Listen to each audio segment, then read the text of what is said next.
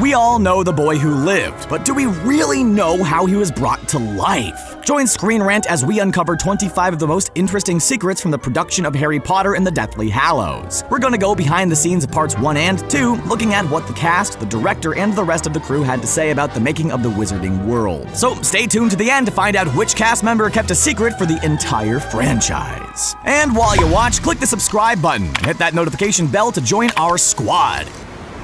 How do I look? Helena Bonham Carter tends to lose herself in her roles, and the part of Bellatrix Lestrange is no exception. But even though she's one of Voldemort's top servants, she's often seen embracing her fellow actors in set photos, even if they fight in Dumbledore's army. Case in point, when Hermione drinks the Polyjuice potion to disguise herself as Bellatrix and break into her vault, Helena worked closely with Emma Watson. They texted regularly and got to know each other better than before in order for Helena to fully portray all of Hermione's physical traits.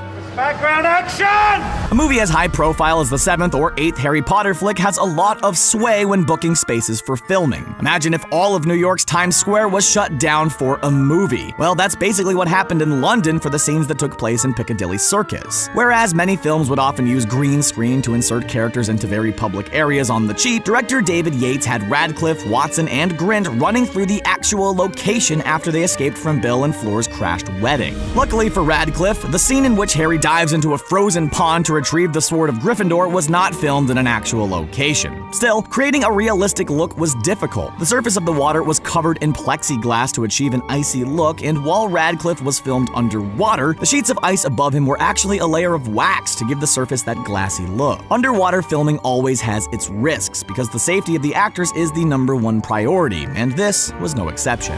In order to give Luna's house a more lived-in feel, the art hanging around her family home was actually based on images created by Luna actress Ivana Lynch herself. By extension, Xenophilius Lovegood's costume was meant to look as if Luna had patched it up and mended it herself. And since much of the art design surrounding the Lovegoods was meant to mirror Ivana's real-life tastes, the father's costume has a touch of Ivana in it as well. The digital schematic of Hogwarts was expanded upon more than ever before by the time we reached Harry Potter and the Deathly Hallows Parts 1 and 2. Obviously, each movie built upon our previous knowledge of the castle and added new hallways, hidden passageways, and exterior details than the previous installment. To make sure no nook or cranny of the extensive castle was left to the imagination, the creative team constructed a fully digital model. This way, the Battle of Hogwarts would provide new views of places we'd seen before and introduce entirely fresh locations. I've loved every minute in it, and thank you all very, very much.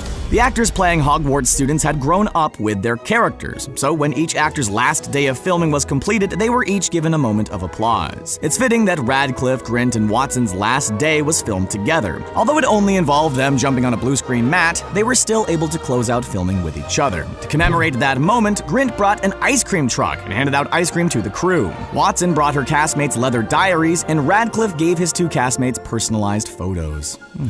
While nobody gets to live in the actual Wizarding World, many of the actors were able to take certain keepsakes with them. That said, this could only happen once the filming was done. Since turning principal photography, all of the actors were regularly searched to ensure that they weren't leaving with any of the props. Fittingly, Daniel Radcliffe took home the initial set and final set of Harry's spectacles. Meanwhile, Emma Watson got to keep Hermione's cloak, wand, and time turner. For his part, Alan Rickman got to hold onto his wand. Although many of the special effects shots required a lot of stopping and starting, the kissing scenes could seem just as painstaking. In fact, during an intimate scene between Harry and Hermione in Part 1, Rupert Grint was reportedly kicked off set because he couldn't keep it together. Although Emma Watson may have been more professional during this scene, she's gone on the record saying that kissing her co-stars was an awkward situation, since it felt like she was kissing her brother. Apparently, they rushed through the first take just to get it all over with. Wow. We're identical. 7 is considered a magic number in our universe, and even more magical in the Potterverse. Yet the scene with the 7 Harrys was perhaps the least magical and most calculated of all during filming. Taking place over the course of 2 full days, they were reportedly 90 takes completed just to nail a single shot. Radcliffe had to wear the other characters' costumes and match their mannerisms, much like Helena Bonham Carter when she mimicked Watson. Of all the characters he played, playing him, he said his favorite was playing Ron because of Rupert's particular walk. With all the action scenes, special effects, and physical requirements for the character, it's no surprise that Daniel Radcliffe went through a lot of wands when playing the titular role in the series. But did you know that he actually ended up using 80 different wands through the course of the films? This may sound like a lot of magic sticks to burn through, but when you think about it, that averages out to about 10 wands per movie. That's still many more trips to Diagon Alley than normally what happens in the wizard's lifetime.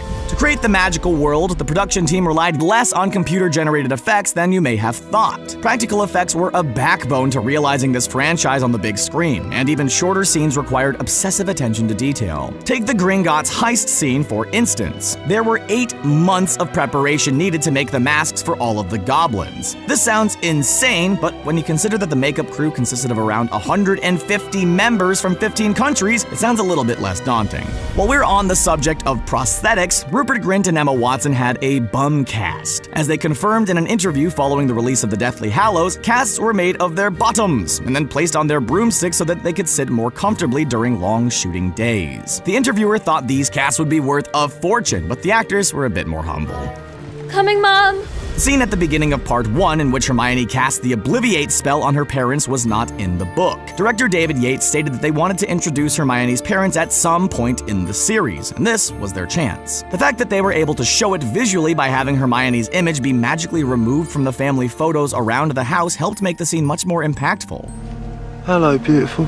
In addition to Hermione's parents, a sequence was added toward the end of Harry Potter and the Deathly Hallows Part 1 to make the Snatchers seem more dangerous. Soon after the film's release, David Yates stated, "I wanted to have some more fun with them, so we added an extra beat where they chased the trio." Obviously, the costume design team had fun with them too, as they all looked like they stepped out of an evil hipster thrift store. Still, it added some much-needed action to the climax of the slower first Hallows film.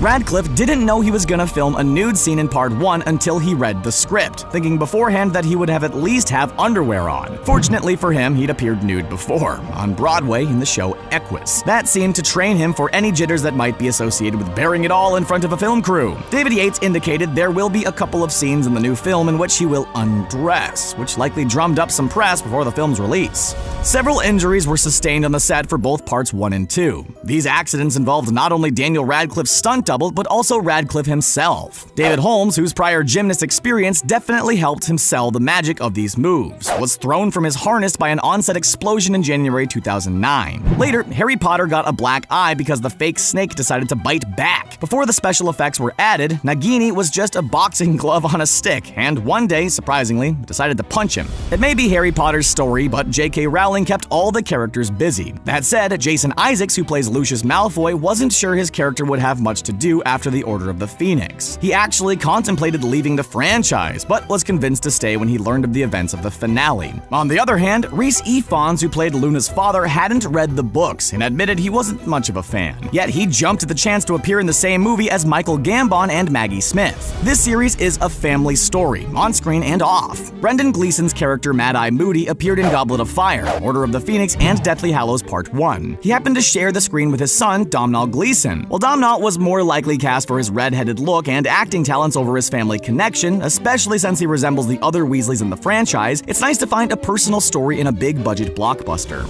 Apparently, Emma Watson had an impact on the set design. When the time came to film the sequence in Hermione's house, she noticed that there didn't seem to be enough books in her room to match her incredible intellect. So the crew obliged and packed her room with enough volumes to live up to her bookish reputation. Warwick Davis got his start playing the main Ewok character, Wicked W. Warwick, in Return of the Jedi, and since then, he's solidified his place in the industry as a fantastic actor. He also created the Willow Agency, based on his character in the movie of the same name. Not only did he play the roles of Professor Flitwick and Griphook the Goblin in the films, his agency also stepped in to cast the best actors in the rest of the Goblin roles. To make these Dobby and Creature a reality, the cast and crew had to run through their scenes multiple times. First, the actors performed with other actors standing in for the house elves to lock down the blocking and shot placement. Then they ran through the scene again with body doubles. And finally, the doubles were replaced by computer-generated animation. It's a multi-step process, and one of the reasons it takes many months or even years between the completion of principal photography and the release of a big-budget motion picture. There's no doubt Ollivanders made bank with Deathly Hallows Parts 1 and 2. According to numbers from the props department, over 500 magic sticks were made over the course of the last 2 installments. A big percentage obviously went to Harry's many different wands, but countless others needed to be manufactured based on the personalities of the various characters throughout the story. Some close to the production had been pushing for the epilogue to be filmed with new actors who were age-appropriate for the nearly 2-decade time jump that occurs at the end of Part 2. Director David Yates pushed for the original cast to appear in this scene, as it's payoff of all the time we've spent with the actors up to this point. Although some find the old-age makeup and special effects to be a bit corny, we have to disagree. It would have been weirder dealing with a different set of faces. Ralph Fiennes gave Voldemort the perfect mix of showmanship and poise to match his arrogance. Ralph's speech to the survivors toward the end of the film was improvised each take. Often, he would change details of the speech with each new shot to keep Voldemort unpredictable. And in keeping with the in-the-moment feel, the shooting of the encounter between Neville and Voldemort was the first time either actor met each other. One of the many big reveals in the Deathly Hallows is the fact that Snape had always been in love with Lily Potter, even to his dying day. Alan Rickman knew this fact since filming the first movie, and whenever anyone would ask him about this bit of backstory, he would vehemently deny it. Eagle-eyed viewers have noticed that Snape's first line to Harry in the series, asking him about Asphodel and Wormwood in potions class, is a reference to the absence of Lily, proving that J.K. Rowling had been planning the Lily and Snape connection since the very beginning. Man. Fame isn't everything. Many of us grew up with the magical Harry Potter franchise, and there's nothing that quite compares to it. The worlds that were created both in the books and the screen were beyond our wildest dreams, but as perfect as these films seem, they are not free from error. How dare you? Beg your pardon? We've compiled a list of some pretty hilarious bloopers throughout several films. Are you ready for a giggle? Before we dive in, if you're new to Screen Rant, be sure to hit that subscribe button to stay up to date with all of our latest videos. Rupert finds everything funny. And action. You just shut your mouth. I do. Just shut your mouth. Ron Smiley. Throughout the series, Ron Weasley's character sort of serves as the comedic relief. Along with being a fiercely loyal best friend, his fear of spiders, bad luck, and overall demeanor made us laugh during some much-needed times. But when you're an actor playing a character, laughing when you're not supposed to can get a bit frustrating. So what do you do when you're as hilarious as actor Rupert Grint? Well, you laugh at every scene, of course. Rupert Grint can be seen smiling or laughing in almost every scene, even the serious ones. He was notoriously known for laughing at everything. Look away. I'm hideous. Roll's not coming off. Hey, doing that again, ladies and gents. Bra troubles. Clothing can sometimes get a little bit tricky, especially when it's ill-fitting or something you've never worn or aren't quite familiar with. In the Deathly Hallows film, Harry's friends take the Polyjuice potion to look like Harry, one of them being Fleur Delacour, who is married to Bill Weasley. At one point, Radcliffe portrays Fleur as Harry, and he has to take off a bra. In one of the funniest bloopers, we see him unable to unhook the bra. It looks like Harry Potter's weakness is a bit of undergarments. We enter completely our own world. You know, it's completely our own world, and we like to swim in the deepest waters and fly. They had put a fart machine into my sleeping bag. Potter farts. When you think of Professor Dumbledore and Snape, you wouldn't normally think of practical jokes, especially not one involving farts. But it turns out that Michael Gambon and Alan Rickman are pretty amazing at pranks. With the help of director Alfonso Cuarón, the two professors took advantage of a scene in the Great Hall, in which it is full of sleeping bags and the kids are all supposed to be sleeping. The two professors walk into the Great Hall, and as Dumbledore begins his profound speech about dreams, the fart starts echoing in the hall. Everyone in the room burst into laughter. It turns out they had put a fart machine in Radcliffe's sleeping bag, and Gambon was pressing a button while he was talking. Chris said to me, on the next take, when you lean over, make him jump. Look me in the eye when I'm talking to you! Does Mr. Harry Potter have his key? Okay, guys. It did not have the desired effect at all. He just burst out laughing. Gringotts Bank. In the first Harry Potter film, there's a scene in Gringotts Bank that proved to be a bit troublesome for the director. The first time Harry is confronted with the goblin at the front desk is supposed to be a sort of shocking moment for the character. But the director had trouble getting young Radcliffe to give a proper shocked reaction, so Warwick Davis, who plays Griphook, was instructed to try and shock Radcliffe by yelling his lines at him. It totally backfired because Radcliffe burst into laughter instead.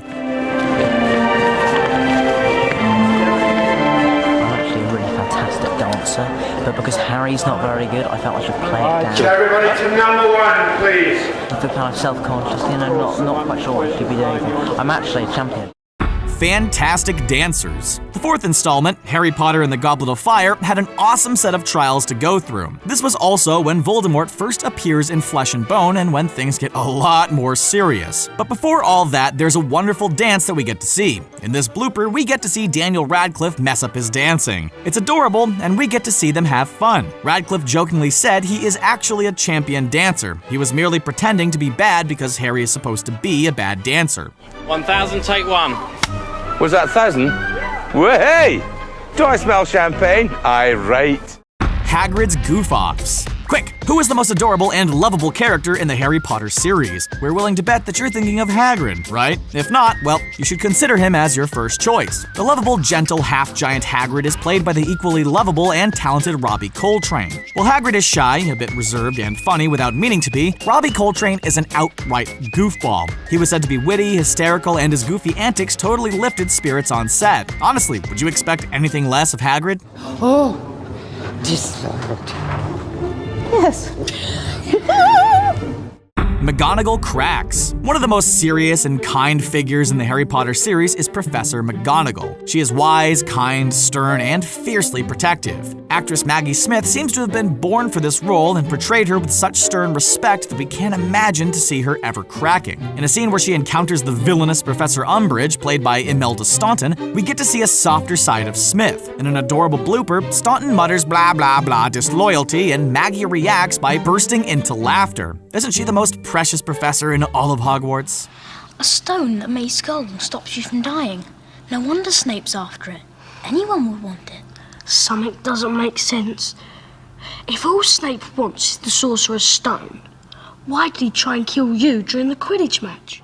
Memorizing lines. If you were ever stuck in a tough situation, which fictional character would you want by your side? We would definitely say Hermione Granger. She is the brightest witch of her age after all. She would figure out something clever to do or something to say. Emma Watson admitted that she did one of the most Hermione Granger things anyone could ever do. In an interview with Jimmy Kimmel, that she caused issues because used to ruin takes when she would mouth Rupert and Daniel's lines along with them. She was so perfect for this role, don't you think? Hermione would be so proud. Snake! Snake! Finger! Snake! I didn't finger, sorry. Hermione giggles. Actress Emma Watson is known for being very likable. Much like her character Hermione, she is known for having a cheery disposition. Apparently, like Rupert Grint, she was also known for getting a case of the giggles, though not quite as often as he. She was actually fined with a red card after messing up several takes for laughing so much in a scene where she was supposed to be fending off snakes. She also cracked when they have tea with Luna Lovegood's dad. Apparently, the slurping sound made her giggle. Can she be any more endearing? Ask someone I like. You're laughing because you hit me so hard, aren't you? Okay. Tough girl. Hermione Granger is one of the most iconic, strong female characters of this generation. She's got brains, composure, poise, talent, gorgeousness, and strength. But perhaps she's a bit too strong. There is one scene in The Half-Blood Prince where Harry mentions that he is the chosen one. Hermione, played by Emma Watson, smacks Daniel Radcliffe with a rolled-up newspaper. In the blooper, Radcliffe mentions to her that she hit him really hard, and so she apologizes by giving him a hug as they laugh it off. This seems like a very Hermione thing to do, don't you think? Through 8 movies and a few spin-offs, the Harry Potter film franchise has delivered a ton of magical moments. Now it's time to burst your imagination bubble with a collection of behind-the-scenes moments that reveal some of the crazy ways the film was made. Before you watch, click subscribe. You'll join our notification squad and be the first to know of new Screen Rant content. On screen, Voldemort and Dumbledore are mortal enemies who have engaged in some epic battles. In this photo, not only are the rivals hanging out, but they are actually sharing a laugh together. If this happened with the characters, we may not have had any of the movies. The great CG and camera tricks used to show Hagrid's massive size made him seem like a real-life giant. Then you see the behind-the-scenes image of a stunt double putting on a creepy Hagrid mask, and your happy views of the characters slowly drift away.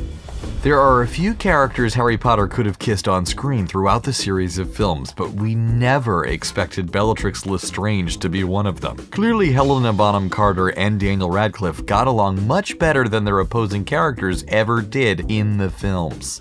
We all wish our school cafeterias were just 1/10 of the greatness featured at Hogwarts. Unfortunately for the cast filming there, their meals and craft services were not served at the large dining tables. With wizard robes and grand halls removed, it's still a little strange to see Harry, Hermione, and Ron all chowing down on some good old Pizza Hut. One of the things that helped make the world of wizarding seem so real were the little moments like the scene in Harry Potter and the Half-Blood Prince where Hermione puts library books away. Unfortunately, the magic is completely taken away when a behind-the-scenes picture showcases hands in green gloves pulling the books up into the air. The hands were obviously edited out in the final production. Harry Potter is filled with all types of CG characters, but oddly enough, the filmmakers decided to go with an animatronic puppet design for the creation of Aragog in multiple films. While your arachnophobia may increase when watching the movies, seeing the puppet behind the scenes doesn't make the giant insect seem so bad. No one gets left unscathed in the final 2 installments of the Harry Potter films. This includes Harry's best friend, Ron Weasley. Ron suffers some pretty nasty gashes on his chest and shoulder, and creating realistic wounds is no easy task. Film crews work art to make the cuts look as realistic as possible, and the final effect came out great on screen. If you thought filming the Quidditch scenes were a challenge, imagine the trouble the film crew went through while capturing the second task of the Triwizard Tournament. While scenes made it seem like Harry was alone underwater, there was a massive crew ready to give oxygen and help with emergencies. The large crew even dressed in antlers and Rudolph noses to pose underwater for a group Christmas card. Capturing the essence of Professor Snape is no easy task, and it seems like Alan Rickman was born to play the role of the complicated Hogwarts professor. He was often in the zone for his scenes, and even just a simple walk required a large dolly and huge crew just to get right. One of the tragic fatalities in the Harry Potter series was Dobby, a small house elf. Apparently, the cast didn't get too close to all the CG characters, as several of the actors are seen laughing between takes at his funeral. We imagine the stand-in dummy Emma Watson holds is the butt of several of the jokes. It's okay, we still miss you, Dobby.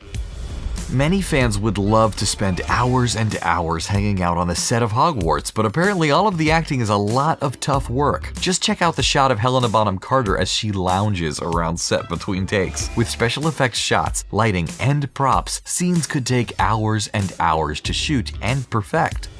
Potterheads looking for a special themed wedding will often point to the nuptials of William Weasley and Fleur Delacour for inspiration. The wedding was beautiful before Death Eaters interrupted, and a behind-the-scenes shot shows how much of the wedding setting was actually just a fake movie set. The whole thing didn't even take place outdoors. Daniel Radcliffe is certainly impressive in his role as Harry, but the young star couldn't do everything on his own. Naturally, the film crew hired a stunt double for Harry, and the two clearly got close on set. Radcliffe did perform a lot of his own stunts, but the double was there and ready when things got a little too tough. One of the big monsters Harry Potter comes across in the Chamber of Secrets is the massive snake known as the Basilisk. On film, the creature is large, terrifying, and something you would never want to run into. On set, the snake model was merely a large head. Some of the more thrilling scenes in the Harry Potter movies include Harry riding on his broomstick. Clearly the scenes are shot using blue screens and extensive special effects, but actually seeing the process kind of takes away the magic of the broom. In this picture, Harry carries Draco on his broomstick as he saves him from a scene in Harry Potter and the Deathly Hallows Part 2. Snape was seemingly born with a scowl on his face, and his constant sorrow must have permanently set in after the death of his true love, Harry's mother. Snape's trademark serious look is completely thrown out the window with a behind-the-scenes glimpse at Alan Rickman actually laughing with other actors while on set. Thankfully for the rest of the cast, he wasn't a method actor.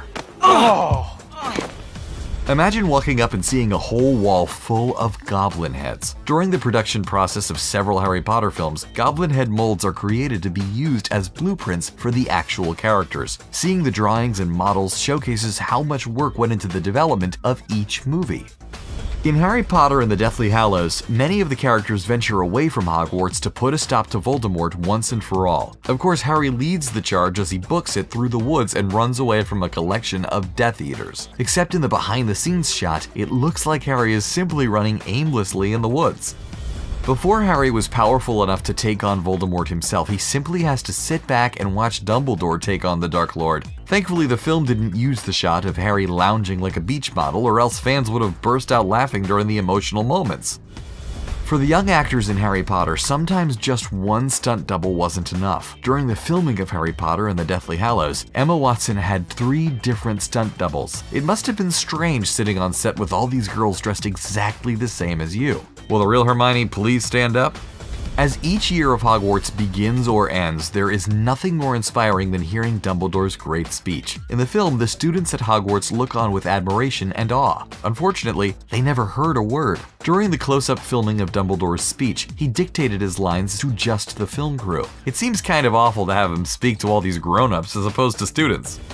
Harry's fake-out death in the Deathly Hallows Part 2 was one of the most emotional parts of the movie. In some shots, Hagrid has to carry Harry's body for everyone to see. To help get the size correct, a dummy mold of Harry was actually used. If the producers were smart, they would have marketed the duplicate Harry Potter dolls for mass production and sales to Potterheads all over the world, huh? The key to Voldemort's villainy being a success is the look of the character, the seriousness of his actions, and the mystery built around him for so many years. This is why the goofy picture of Ralph Fiennes as Voldemort is so disturbing. Voldemort goofs around, and most disturbing of all, he has a nose! Yikes! One of the most iconic moments in Harry Potter history takes us all the way back to the beginning. One of the first scenes filmed for the movie features Dumbledore and Professor Minerva McGonagall. Cameras capture the action from both sides, and the wizarding world of Harry Potter has just begun. We watched Daniel Radcliffe, Emma Watson, and Rupert Grint grow up on the big screen, and the culmination of it all really showed when it was time to say goodbye. All of the actors ended up bawling, along with a number of crew members and producers who worked on the movies for years. This moment may be even sadder than the Deathly Hallows Part 2's actual ending. What will you give me in exchange, Severus? Anything. The Harry Potter films are some of the most beloved of a generation. Full of magic, compelling characters, and real stakes, many people grew up watching Harry, Ron, and Hermione grow up. With 8 movies, you bet there's a whole bunch of secrets lurking behind the scenes. From fun trivia to on-set hijinks, we're going to cover it all. Let's get started. Like what? You're a wizard, Harry.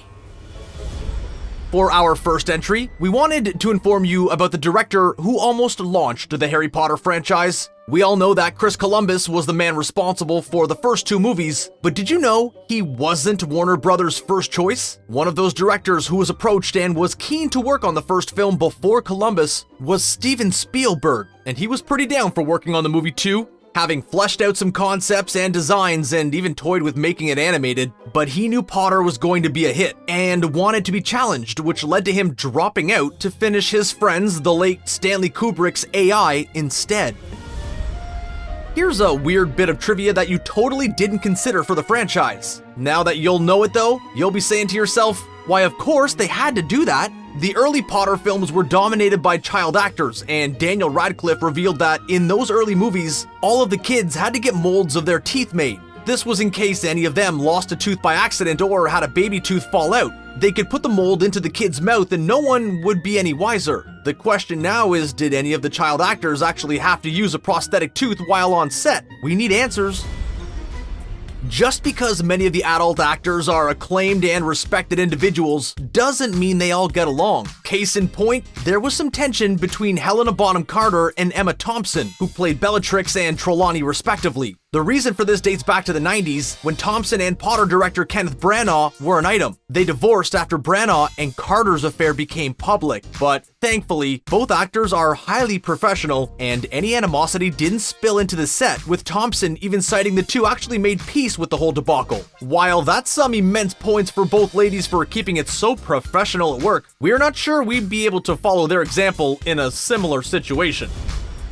This little nugget of information works as both something fun for you to know, but also as a hats-off salute towards the prop department. There are an insane level of handcrafted items used for the Harry Potter movies, most of them you don't even realize. For the entire series, Daniel Radcliffe used 160 pairs of prop glasses while also using around 65 different wands. They built 17,000 wand boxes for Ollivander's shop, each hand-labeled, and each of the memory vials for Dumbledore's pensieve were handwritten. They used 14 Ford Angelicas for the second movie and 250 body casts for various scenes, including petrification and grimly demises. Talk about going above and beyond.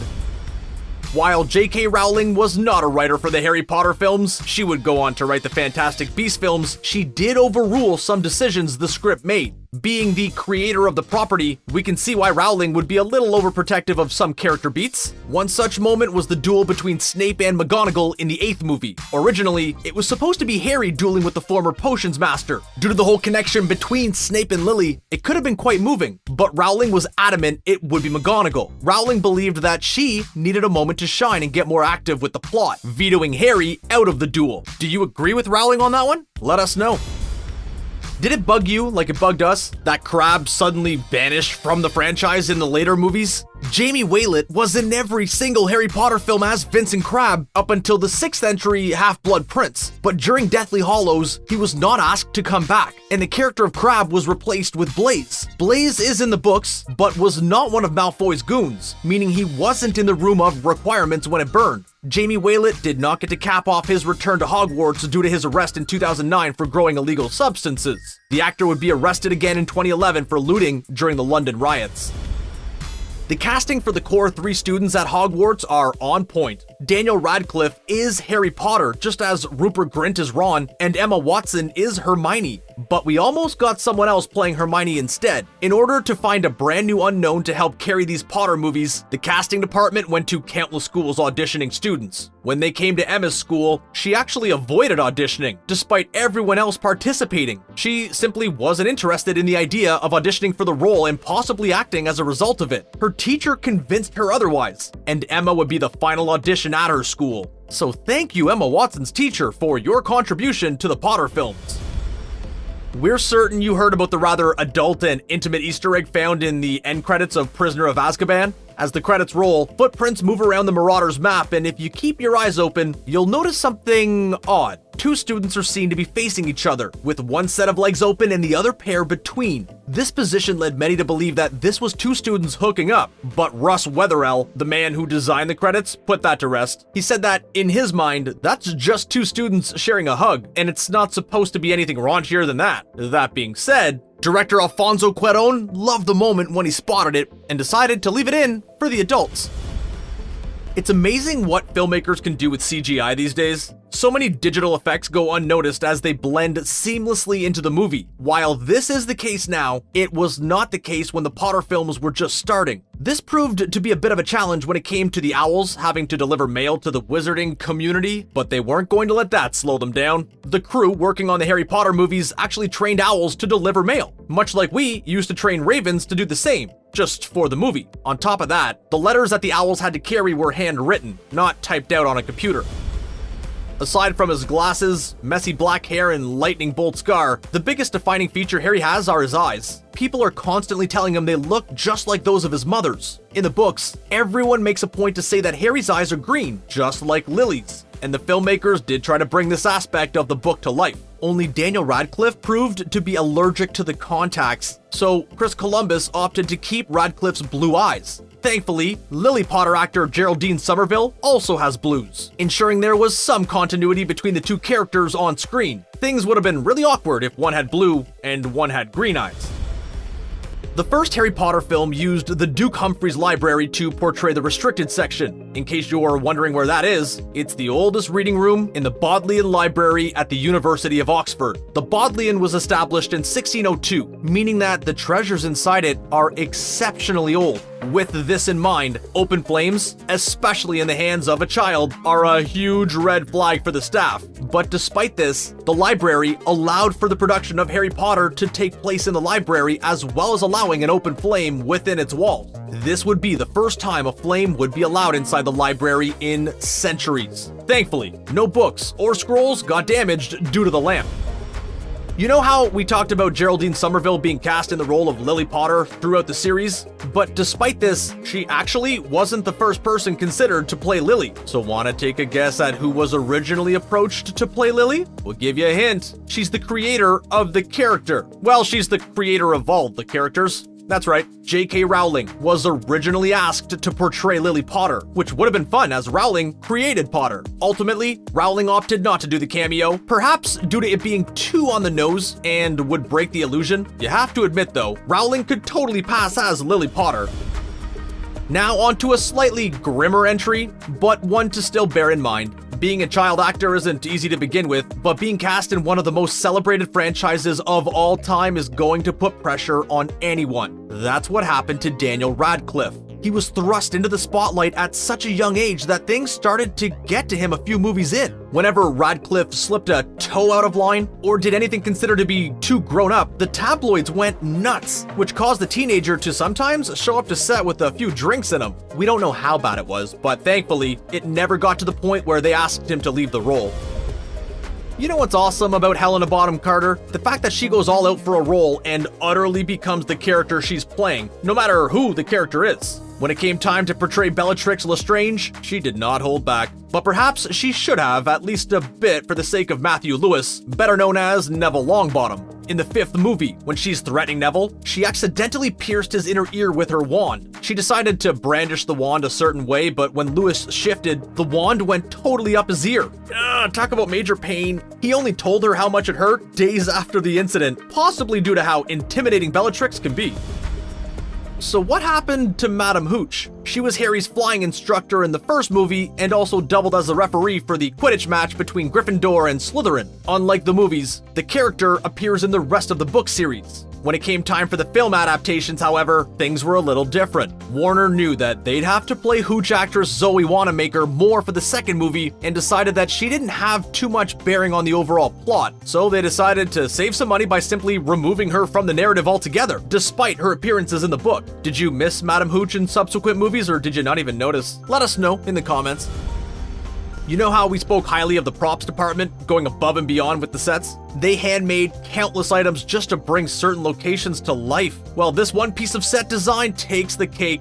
Literally, in the first movie, after Dumbledore is given his speech, a declaration of letting the feast begin allows for countless amounts of food to magically appear. What could have easily been prop food, Chris Columbus insisted that all the food shown in the Great Hall actually be real food. Only due to the hot lighting and multiple takes, the food would actually spoil and start to smell. Subsequent food in future movies would be frozen or be mold props.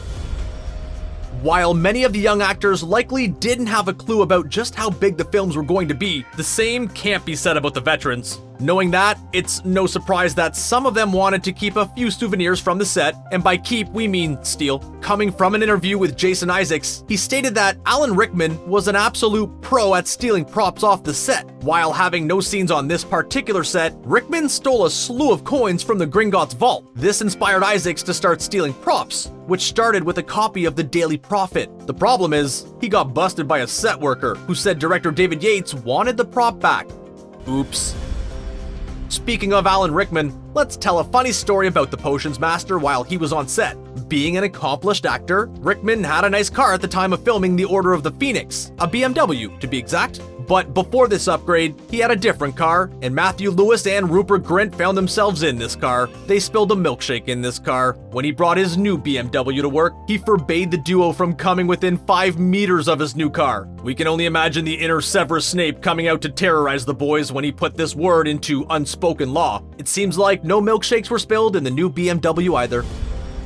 Improvised lines are always fun because the actors had to think of them on the spot and be memorable to trump whatever was in the script. This goes double for child actors, who may not be as well trained or accomplished as some of the veterans out there. Tom Felton proved any naysayers wrong during the Chamber of Secrets, however. In the movie, Harry used Polyjuice Potion to disguise himself as Goyle. Harry states that he read something and Felton saw this as the perfect segue to add his own line, commenting that he didn't know Goyle could read. That brutal and hilarious line was of Felton's own creation and is one of the best lines in the franchise, if you ask us. Kenneth Branagh was brought in to play Gilderoy Lockhart in the second movie, but did you know he wasn't the studio's first pick? Don't get us wrong though, we think Branagh nailed the role, which is why it's surprising to know that the studio wanted these actors initially. So, who was initially supposed to play the ditzy dark arts teacher? That was actually going to be Hugh Grant. He was cast in the role but had to drop out due to scheduling conflicts. Another contender before Branagh was actually the future Dumbledore, Jude Law, but at the time he thought to be too young looking to play a Hogwarts professor. We wonder if that consideration helped with his casting in Fantastic Beasts. In the first two Harry Potter films, the students wore their Hogwarts robes year-round, but this changed when Alfonso Cuarón was hired. If you're anything like us, this likely irked you so much, but there is a method for the madness, according to the director. Considering things get a little darker in The Prisoner of Azkaban and the themes get a bit heavier, Cuarón wanted the kids to wear clothes to reflect their personality. When it came time to wear the uniforms as well, he told the students to modify them a bit. That's why some students look prim and proper, and others have shirts untucked and ties are loose. We get the uniform bit, but are still uncertain about the casual wear at Hogwarts. Aside from chickenpox, do you remember what the biggest fear was at your primary school? If lice didn't come to mind right away, you had it too easy growing up. And while Hogwarts was a film set and not a real school, it still had the same problems due to that amount of kids in a confined space. During Chamber of Secrets, a lice breakout happened and hit many of the kids and even some of the adults. The lice scenario was so widespread that production actually had to stop in order to verify everyone working and terminate the parasites. As to how the lice breakout happened remains a mystery, but there are dozens of possibilities on set of a Harry Potter movie. While he didn't have too much to do with the character the more the series progressed, Dudley still showed up to torment Harry in the opening of a few movies, but he almost lost the role completely much earlier on in the cycle of movies. Actor Harry Melling lost a considerable amount of weight between the production of Chamber of Secrets and Prisoner of Azkaban, and he no longer fit the description of Dudley. Instead of cutting him out or giving the role to someone else, they got Melling to wear a fat suit for subsequent movies. Unlike the books, Dudley would have less impact on the opening of the narratives as the movies went on, which is a shame due to how they end up in the books. Want some proof that the trio of actors hired to play Harry, Ron, and Hermione were perfect for their respective roles? Look no further than this little bit of awesome trivia. While working on The Prisoner of Azkaban, Alfonso Cuarón asked each of the three actors to write an essay on their characters to understand them better. What happened next was a true reflection of the characters they were hired to play. Emma Watson wrote a 16-page essay on Hermione. Daniel Radcliffe turned in a 1-page analysis of who Harry Potter is, while Rupert Grint didn't even do it, stating that Ron would have likely not done it either, which explains why he's always copying homework in the books. Sometimes doing nothing is the right thing indeed. When one thinks of the Harry Potter books, there's only one word that should come to mind after magic: British. Apparently, Warner Bros. Got that memo late, as they were considering an American cast early on in pre-production. One of the studio's favorites was the late Robin Williams in the role of Hagrid. Chris Columbus was also considering Liam Aiken for the role of Harry Potter, but J.K. Rowling stepped in and intervened, stating that the cast must be British to reflect the book. She won on this one, and the entire cast would end up being British with one exception, that of the late Vern Troyer, who played the goblin Griphook in the first movie, but was dubbed in post-production by Warwick Davis. It was the end of an era when Deathly Hallows Part 2 wrapped up Harry Potter's epic saga, and as much as we were all weeping like Moaning Myrtle by the end, you have to remember, we were just the audience. Can you imagine what it was like for these amazing cast and crew who had spent most of their young adult lives inhabiting these characters and suddenly having to stop? What was it like at the very end of shooting for our favorite Wizarding World franchise? Let's find out right now. Saying bye is hard. Like, are you ever at a friend's house and just find yourself hanging out in the doorway after already saying goodbye because you're just having a blast? Or if you're like me and are just a floating voice on the internet and don't have any friends, have you ever been watching a TV show or a film franchise and decide to hold off on watching the ending because you're not quite ready to say goodbye to these characters that you've fallen in love with? Yeah, now multiply that by 394, and that's probably what the cast of the Harry Potter franchise felt as filming wrapped up on Deathly Hallows Part 2. I mean, it was a franchise that most of the actors legitimately became adults during the 10 years or so it took to film all the movies. The bonds and relationships they formed were stronger than Phoenix Tears, so you can imagine what an emotional time it was for everyone. How do you soften the blow with something like that? Well, first off, how about an ice cream party? You might have heard that Ron actor Rupert Grint owns an ice cream truck, which, come on, is totally a Ron thing to do, right?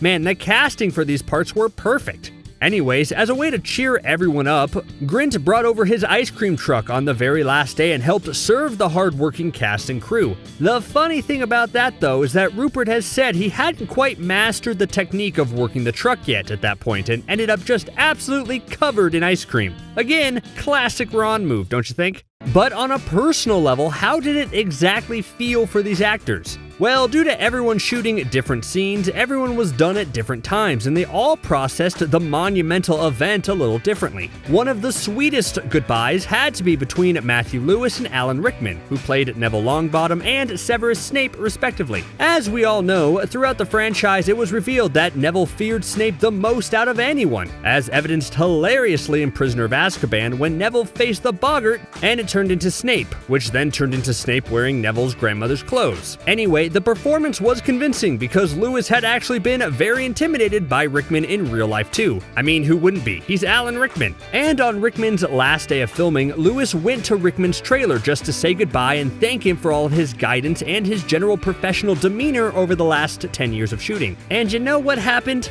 Did Rickman say thanks and shut the door? Of course not. Rickman invited Lewis in for a cup of tea. Man, could you be any more British? And the two had a conversation about what Lewis wanted his career to be in the future, with the veteran actor giving his own advice. I'm not crying, you're crying.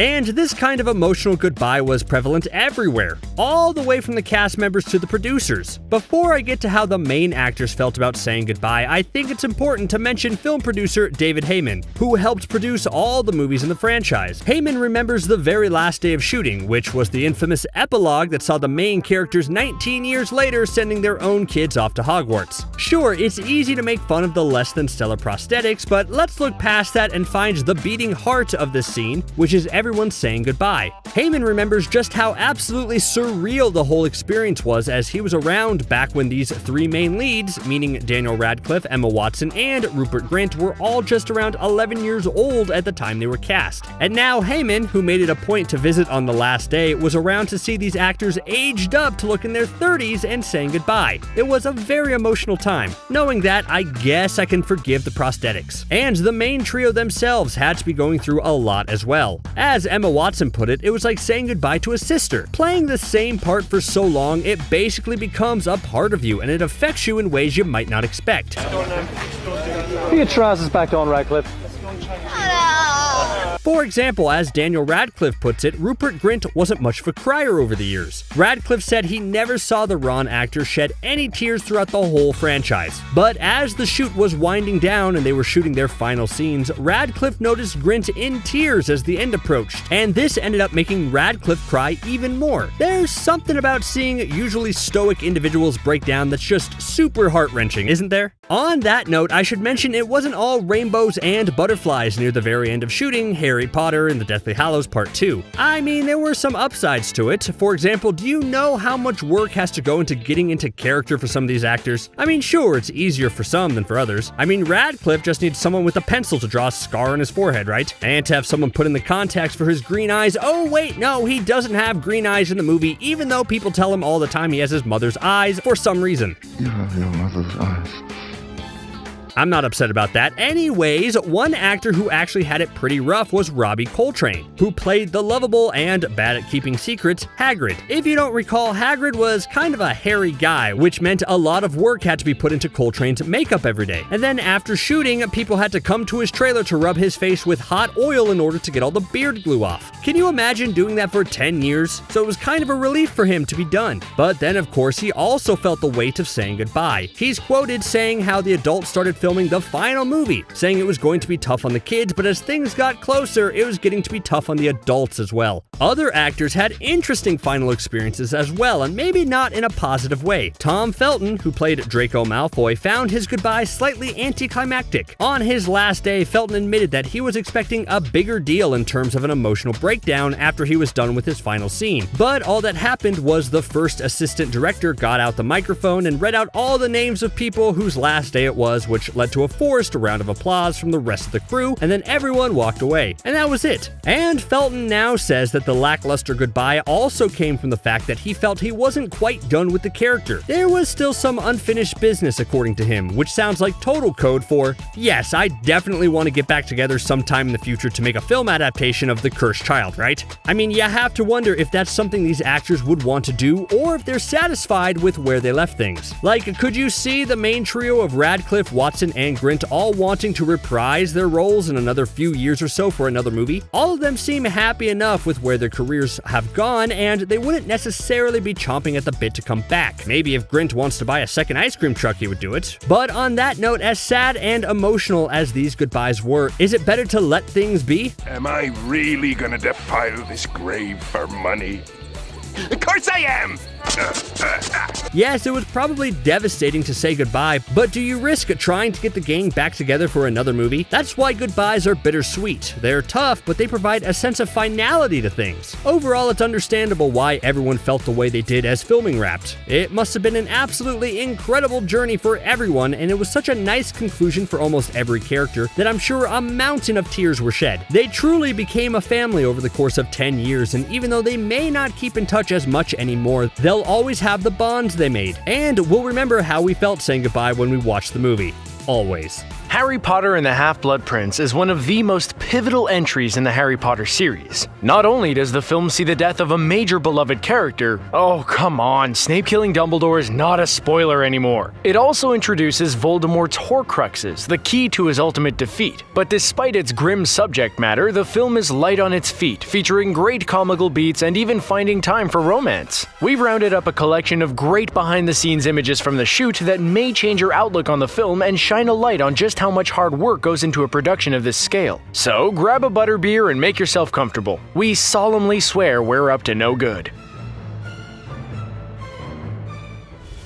One of the Hogwarts library's most impressive features is its ability to return books to their appropriate shelves, as demonstrated in this scene. But whether you want to believe it or not, these books aren't actually floating of their own accord. Say it isn't so! Check out the same moment without the digital wizardry. In post-production, these green hands were removed to make it appear as if the books were floating to their appropriate spot. The addition of green-screened hands makes the whole thing unintentionally hilarious. David Yates might have started halfway through the series, but he quickly became one of its most accomplished directors. Half-Blood Prince was his second entry following Order of the Phoenix, and it's clear his confidence as a filmmaker had grown tremendously. Not only that, but his return allowed his relationship with the cast to flourish as well, as demonstrated in this photo. Throughout production, the actors would reference how superb Yates was at working with them and helping them realize their performances to the fullest potential. Carpet? In Hogwarts? What's all this about? What appears to be a simple shot of Harry, Ron, and Hermione doing one of their little walk and talks ends up requiring a ton of effort from the film crew behind the scenes. Turns out, the carpet muffles the sound of the trio's footsteps. You've got the dolly tracks for the camera and the guy pushing the dolly down said tracks, the assistant cameraman running focus, not to mention the boom operator needing to walk backwards without dropping his mic into frame. The Three Broomsticks is one of Hogwarts students' favorite hangout spots. The set has such an organic, lived-in feel you'd think it was a location that already existed, right? Turns out, this was a meticulously created set. This early model shows exactly how the production designer demonstrated to the director and the rest of the crew the logistics of a location like the Three Broomsticks. The benefits of this is it gives the team a chance to figure out a sense of space and dimension before proceeding with the final build. And once everyone's oriented and all the design discussions are done, the building of the set can commence. You can tell the Three Broomsticks final product still sticks with the layout provided by the model, but once you add in the lighting and the set decor in addition to the actors, it brings everything to life in a whole new way. This image provides further evidence of the amazing craftsmanship that goes into the building of an intricate set like this, as well as great insight into Yates's positive atmosphere on set. But Yates's direction isn't all fun and games. He has a tendency to burrow deep into character motivations and works with the actors to get them in the right headspace. For instance, take this shot of Yates working with Helen McCrory and the late great Alan Rickman in the Unbreakable Vow scene. There's an intensity to the moment as depicted in the actors' expressions and the moody lighting. We also get a better look at Snape's living space. Note the shelves crammed with books. Maybe he and Hermione weren't so different after all. Nah. Let's get out of Snape's stuffy home and into the great outdoors. Here's a great shot of our favorite trio going about one of their standard walk and talk scenes. Even though it's just a camera rehearsal as evidenced from Emma Watson's coat, the actors are still engaged in their performances. Plus, the fact that Watson is wearing her coat at all indicates the on-location shooting to generate a specific look and feel. This creates a naturalistic environment for the actors, but also lends the project an aura of believability. And that's not the only real location used in the film. Even though the scene in which Dumbledore and Harry pay Horace Slughorn a visit looks as if it could have been filmed in a studio, this was actually shot between the hours of 5 p.m. and 5 a.m. in Laycock, Wiltshire in England, taking full advantage of all the real homes and their exquisite details. Due to the amount of intense lighting, the production asked the neighborhood's residents to black out their windows so they wouldn't lose any sleep. But obviously, not every location can be real. One of Half-Blood Prince's pivotal scenes involves Dumbledore and Harry infiltrating a creepy cave, seeking out one of Voldemort's Horcruxes. The pair ends up having to fight for their lives, only for Harry to later discover that the Horcrux is a fake. What isn't fake, though, is those rock formations. You'll notice that despite the green screen in the background, the formations the actor interact with directly are real. The green screen was used to digitally expand the size of the cave and add additional rock formations. And this may be the most heartbreaking realization of all. Quidditch isn't real. It's shot on a blue screen. We know, our dreams have been shattered too. But as much as we'd hate to admit it, we have to accept that a sport played on flying brooms just isn't feasible. At least not with the technology currently available to us. Someone get on that. So until the day flying broomsticks are invented, actors are stuck with bicycle seats and harnesses. Still, you gotta give credit where credit is due. They make it look real. It's a big enough challenge trying to construct a film full of big effect sequences and fantastical settings and characters, but one of Half-Blood Prince's biggest strengths is his insistence on keeping things grounded and small scale. The romance between Harry and Ginny is one of the best examples. Here's Yates working with Daniel Radcliffe and Bonnie Wright. You get an excellent look at the amazing production design work in the Weasley home, but Yates is tuned into Radcliffe and Wright's performance as they work to make their romance as authentic as possible. The scene in which the Death Eaters attack the Weasleys' burrow wasn't in the book, but added some much-needed suspense to the film version of The Half-Blood Prince. As with the visit to Slughorn's and the Golden Trio's walk and talk scenes, this was shot on an actual exterior, as evidenced by the camera crew's warm winter garb and Mark Williams' visible breath. In the film, this is the moment where Harry and the Weasleys watch the burrow go down in flames, but sadly there was no such warmth to be found during the actual shoot. And here's another great shot from the burrow set. Or is it? At first glance, it looks like Ginny Weasley actress Bonnie Wright is getting her makeup done outside, but take a closer look and you'll notice she's not outside at all. In fact, the image of those tall wheat stalks is actually a painted backdrop. Most likely, this is due to director David Yates wanting to get a couple of shots in a more controlled environment. It's also fun to note that just like her co-stars, Miss Wright appears very comfortable on set. Here's another demonstration of the incredible technical wizardry that went into crafting these films. Here we see the Hogwarts Bridge that first appeared in Prisoner of Azkaban and made an appearance in all the Potter films from that point on. While they could have just shot this set against a green screen adding a background in post-production, the crew opted to build a physical set on a real location to ensure it looked as believable as possible. When filming it from the right angle, you'd never guess this was what it really looked like.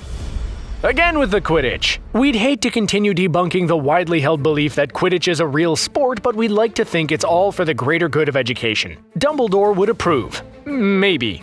When shooting an actor against a blue screen just doesn't cut it, the Half-Blood Prince visual effects team steps in to lend a hand. In this case, Ron's spectacular saves and the surrounding environment were created digitally in order to allow for freedom of both camera movement and to add some dramatic flourish to Ron's moves.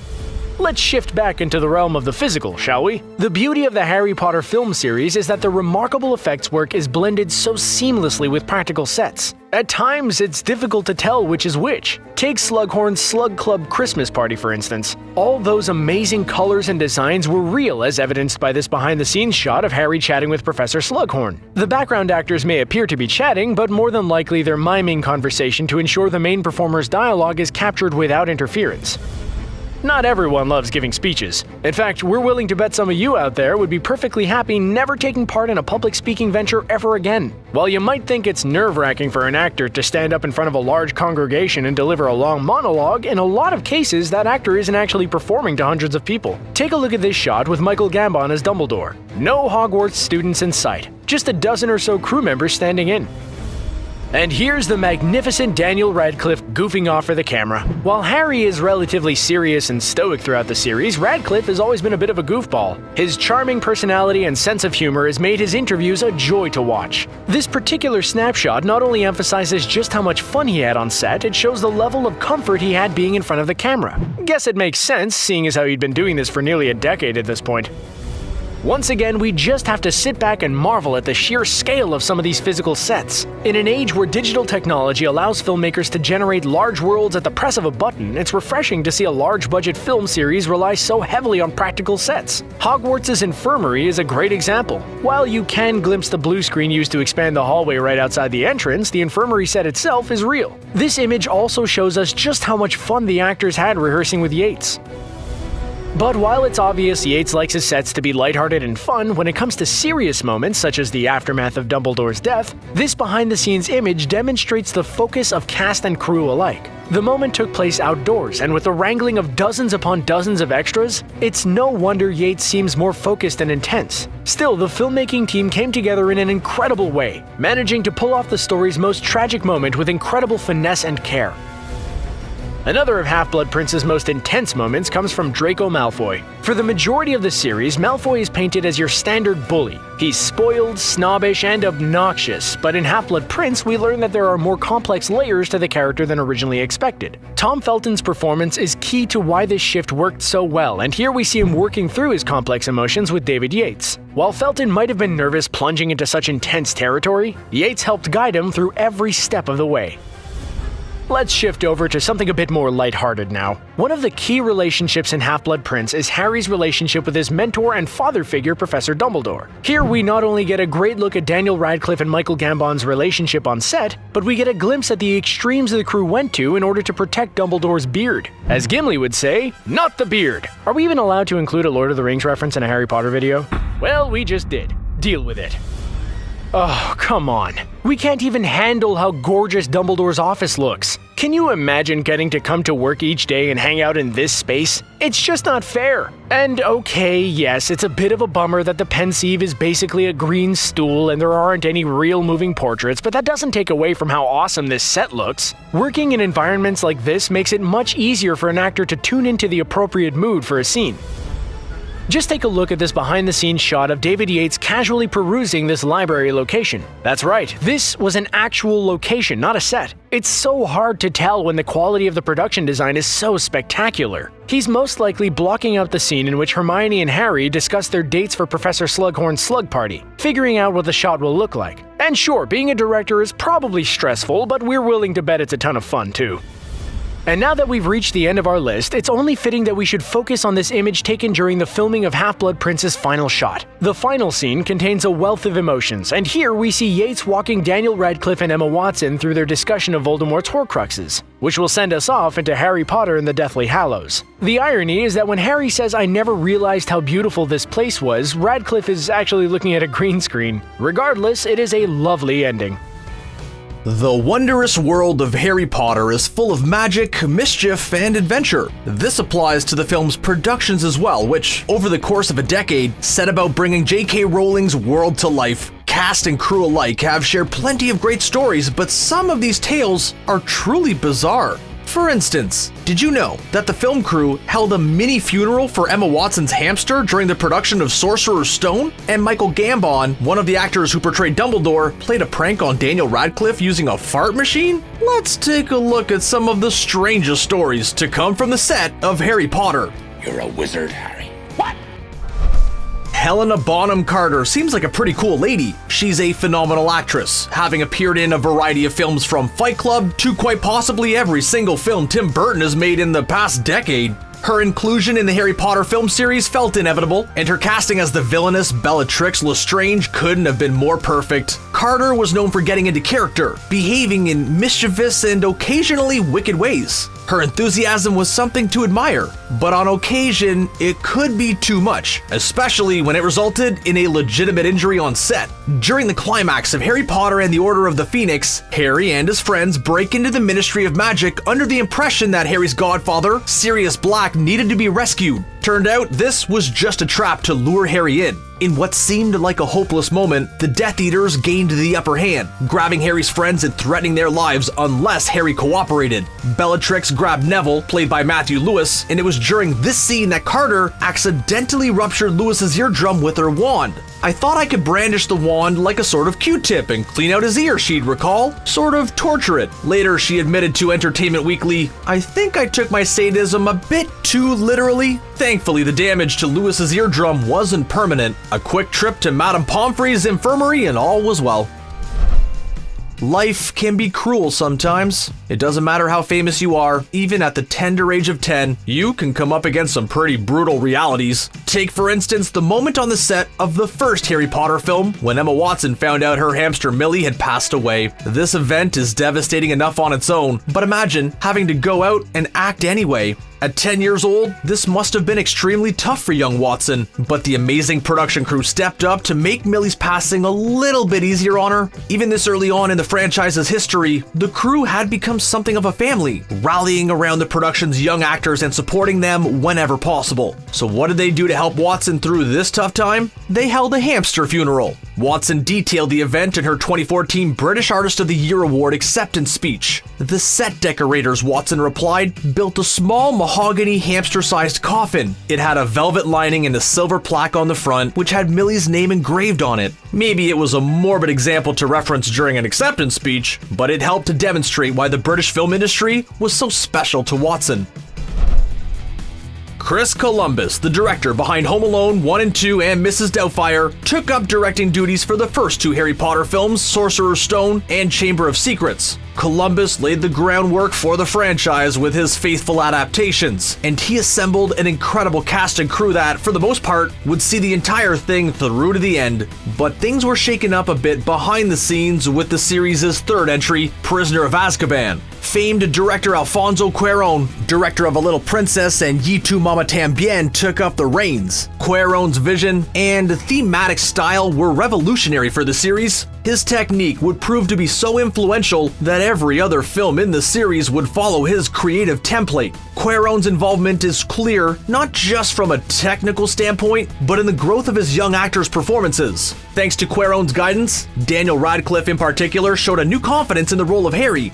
One of the things Cuarón had the young trio do at the start of the film's production was compose essays about their characters to demonstrate their understanding of Harry, Ron, and Hermione's personal journeys. While Radcliffe and Watson eagerly charged into the assignment, Rupert Grint ended up slacking off. When the time came to turn in his essay, Grint arrived empty-handed. When Cuarón questioned him as to why he didn't do the assignment, Grint answered, "I'm Ron." Ron wouldn't do his homework either. Cuarón loved the response, recognizing Grint's inherent understanding of his character.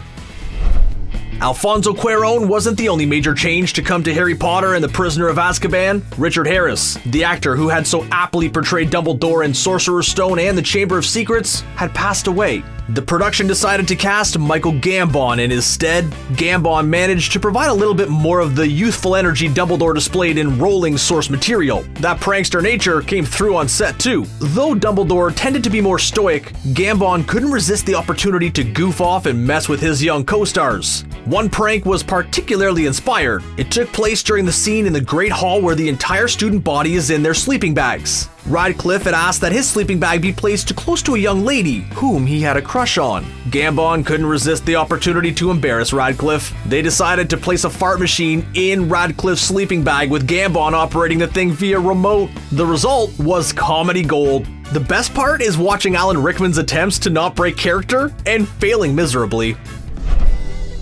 What was your biggest dream as a kid? I mean, if you became a famous actor, what would be your first purchase? Many of us would likely have chosen a lifetime supply of candy or even a giant pool and a water slide. I'm also sure many of us would have wanted to purchase something like our own personal ice cream truck. Could you imagine having a seemingly endless supply of ice cream at your disposal? Sure, there are the logistics like needing to refill it, but these are minor details. The important thing is actually owning the ice cream truck in the first place. But as we grow older, we grow out of these silly dreams. We start to think of more practical wants and desires. At least that would be the case for most of us, but not Rupert Grint. One of his first major purchases was a 1974 Mr. Whippy ice cream van. According to Grint, the van includes a machine that dispenses ice cream and he keeps it well stocked. He takes great pleasure riding around his neighborhood and handing out free ice cream to the kids. He even brought the van to the set on the last day of shooting to distribute ice cream to all the cast and crew members.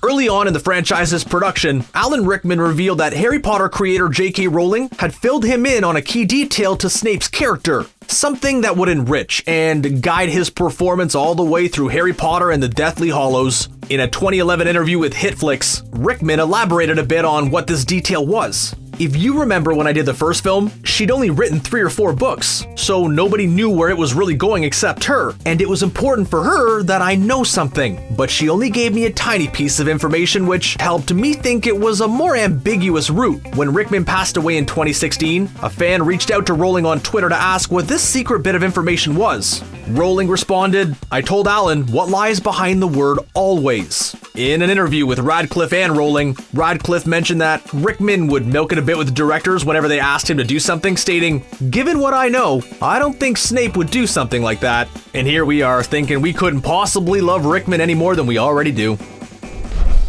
Clearly, the late great Alan Rickman has provided so many great stories from our list, and we've got another one for you. He and co-star Jason Isaacs, who played the dreaded Lucius Malfoy, father to Draco, had a particular reputation on set. Namely, they used their villainous characters as an excuse to steal things from the film sets. "I once tried to take a copy of the Daily Prophet because there were thousands of them," Isaacs admitted in an interview with Bang Showbiz. He was under the impression that director David Yates was okay with him taking a copy home. It was only later, on his way out the door, that security informed Isaacs that Yates had changed his mind. Isaacs was mortified. He also blamed Rickman for his failed thievery. Early on, Rickman had stolen every single Gringotts coin from the set. From that point on, everyone was on high alert, thwarting Isaacs' attempts. We here at Screen Rant want to take a moment to give Daniel Radcliffe massive props. The dude took one of the biggest roles in the history of cinema and managed to pull it off. Throughout the course of the franchise's production, he stayed enthusiastic and energetic and has always come across as grateful and humble about his celebrity status. It's pretty impressive. A round of applause for the boy who played the boy who lived. What's even more impressive was his willingness to embrace every new challenge thrown his way on set. One of these challenges took place during the shooting of Harry Potter and the Goblet of Fire, which required an entire underwater sequence. Radcliffe actually learned how to scuba dive, and according to his diving teachers, he was an incredibly gifted pupil.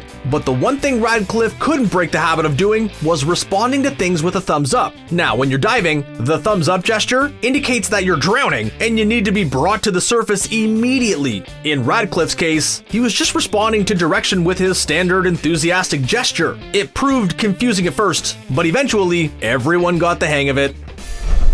Despite the numerous intensive safety measures implemented on the Harry Potter set, that didn't prevent a number of accidents from happening. Some were more minor, resulting in little more than scratches and moderate bruises. Some were far more extensive and tragic. One such occurrence involved Radcliffe's longtime stunt double David Holmes. Holmes had served as Radcliffe's stunt double ever since the very first Harry Potter film, and he and Radcliffe had developed a genuine friendship. While shooting a scene for the final films, a stunt went horribly wrong. Holmes was supposed to be yanked on a wire during a controlled explosion, a stunt he pulled off a number of times before, but for whatever reason, this time it didn't go right. The botched stunt resulted in a broken neck, and he's still in a wheelchair to this day. Despite this horrible event, Holmes has pushed forward, remaining close to his Harry Potter co-stars, and even becoming an ambassador to the Royal National Orthopaedic Hospital NHS Trust. Another stunt gone wrong resulted in another major accident. Hogwarts nearly burnt to the ground.